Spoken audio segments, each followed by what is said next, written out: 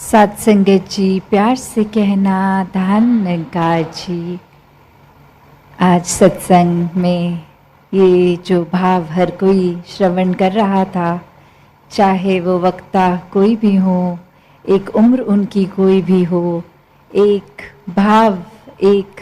उद्देश्य, जो एक संदेश दे रहे हैं, वो वही संदेश है जो हमें इस चाह से भक्तों का रहा है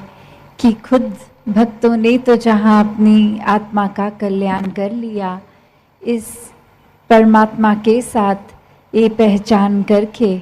और ये जो जीवन में फिर ये एक आनंद की अवस्था, भक्तिमय जीवन की, और वही चाहत कि हर एक तक फिर ये रोशनी पहुँचे। तो वही भाव आज भी जो बार बार संदेश सुन रहे थे कि इस जीवन को व्यर्थ ना गवाओ, इस जीवन में जो करने आए हैं वो उद्देश्य, उसको एक पूरा कर लें, इस परमात्मा को जान के अपनी असल पहचान कर लें। तो बात वही जो एक सार है कि ये जीवन में हमें बहुत ही एक अपनी रिस्पॉन्सिबिलिटीज़ भी हैं, एक कर्तव्यों का जहाँ पालन करना है, वहाँ एक वो करते हुए एक आध्यात्मिक पहलू, इस परमात्मा को हर समय के लिए पकड़ के रखना है, इसको एहसास में रखना है, मन में रखना है। तो एक जीवन में जहाँ कितने ही एक रूप हैं, ये रंग हैं, ये माया की जो बात आती है, ये उलझा देने वाली कि सब कुछ सरल है भी तो भी वो कॉम्प्लिकेशंस कि कैसे ये कभी कभी चाहे वो दिमाग का अपना ही उपज हो या फिर एक कोई सामाजिक रूप में कुछ चीज़ें जो जिस तरह नहीं होनी चाहिए उसको वो वैसा रूप दे दिया जाता है। तो कैसे हर समय जब विचरण भी इसी समाज में करना है, एक अपनी बुद्धि के साथ ही इस शरीर में ही जीना है, तो भी कैसे ये चीज़ों को हावी नहीं होने देना खुद पे।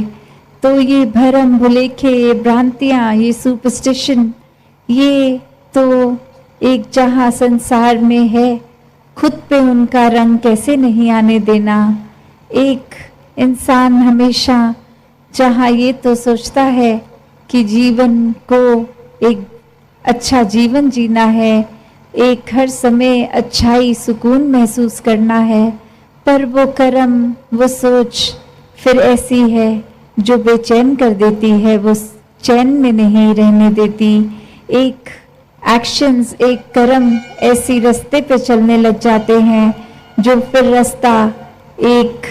नीची ही दिशा लेके जाएगा, पतन का ही कारण बनेगा। एक मन में जहाँ इंसानियत के भाव होने चाहिए, वहाँ कब वो हैवानी रूप इंसान का ये हावी होकर एक जीवन को कहीं विपरीत ही दिशा ले जाता है। जबकि इस परमात्मा ने ज्ञान बख्श के ये चेतनता भी दी है कि हर समय एक सेल्फ करेक्शन मोड पे खुद को डाला जा सकता है। हर समय जैसे ही ये डगमगाया भी अगर मन, तो कैसे खुद को वापस स्थिर से जोड़कर स्थिर किया जा सकता है। पर ये इंसान तो हर समय फिर वही बात कि एक चाहत तो है कि जीवन में उजाला आएगा, पर फिर वो उजाले को पता भी है प्राप्त करने का एक भक्तों ने रास्ता दिखाया, पर ये अंधकार में ही एक विचरण करने का एक मज़ा आने लग गया। एक जब पता भी है, अक्सर हमें कुछ भी जीवन में कर रहे होते हैं और वो बात ऐसे लगती है कि हाँ ये ख्याल आया तो था, पर उस पर कुछ एक्ट नहीं किया, उसको ज़्यादा गहराई तक सोचा नहीं, जैसा चल रहा था सब कुछ चलने दिया। तो बात वही, वो जो हम कॉन्शियस की बात करते हैं, एक चेतनता की बात करते हैं कि अगर ये कोई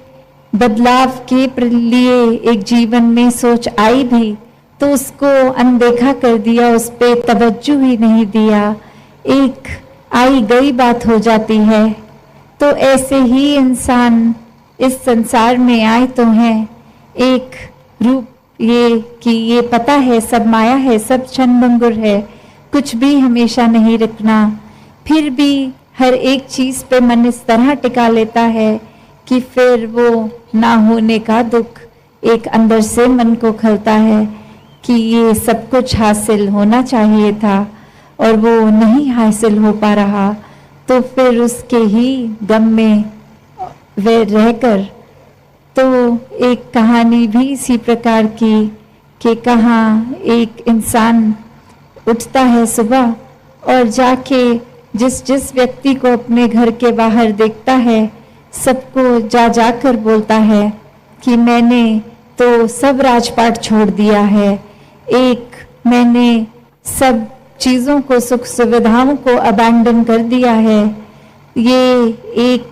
मैं इतना बड़ा राजा और फिर कुछ भी अब मैं उस तरह वो नहीं अपने पास एक लग्जरियस लाइफ रख रहा हूँ।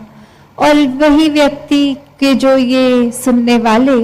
उनकी जहाँ वो हंसी भी निकलती है कि आप तो यहीं रहते हैं, आप तो कोई महल में नहीं रहते, आप तो कहीं के भी राजा नहीं हैं। तो ये त्याग की बात आई कहाँ से? क्योंकि कोई राजपाट तो था ही नहीं, वो त्यागा फिर कैसे? और फिर वो व्यक्ति बोलता है कि ये सब कुछ था सपने में मेरे पास और उठ के अब मुझे एक लगा कि मुझे वो चाहिए नहीं, मैंने छोड़ दिया। तो सोचने वाले जो सोच रहे हैं वही बात हमारे जीवन पे भी लागू है कि ये रोज उठकर हम भी वही सोचते हैं कि एक हमने कुछ छोड़ दिया है, ये जो अंधकार का जीवन है ये हमने छोड़ दिया है और हम एक रोशनीमय जीवन में, एक उजाले में अब मुख रख रहे हैं। पर वही बात कि कैसे भरम भुलेखे कि ये सपना जहाँ भरम था सच्चाई थी भी नहीं, कोई राजपाट था ही नहीं, तो उसका त्याग करना भी कोई त्याग हुआ। ये तो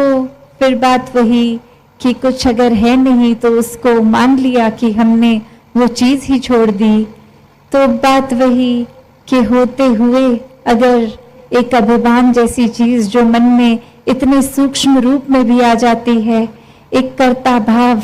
एक मन में ऐसी और भावनाएं भी जो खुद को हमें हमारी नज़र में विशेष बना देती हैं,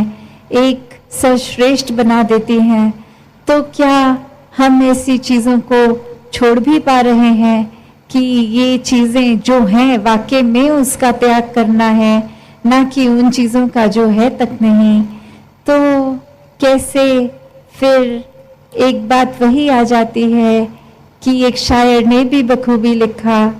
कि दुख ये नहीं कि अंधेरे से सुलह कर ली हमने, मलाल ये है कि सुबह की अब तलब भी नहीं। तो कैसे एक इतने समय से ये आत्मा भी जहाँ शरीर बदल बदल के एक रूप अंधेरे का, ये भ्रमों में जीने का, या फिर अगर इस जन्म की भी बात करें, कैसे एक हर समय परिवार समाज इत्यादि जो जो भरम भुलेखे बोलते गए, एक सच्चाई ढूंढने का भी इस मन को एक रुझाव नहीं आया